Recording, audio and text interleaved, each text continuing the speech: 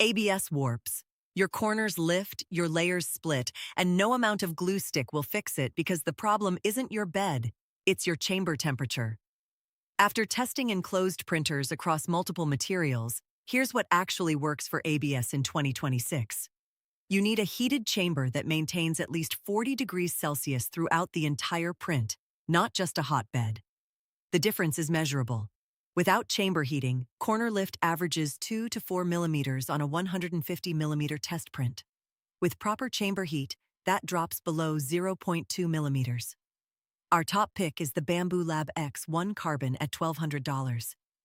It actively heats the chamber to 60 degrees and holds it within 2 degrees using a dedicated heater and circulation fan. The carbon fiber frame resists thermal expansion that throws off bed leveling on cheaper machines. For value, the Creality K1 Max hits 45 to 50 degrees passively for $849.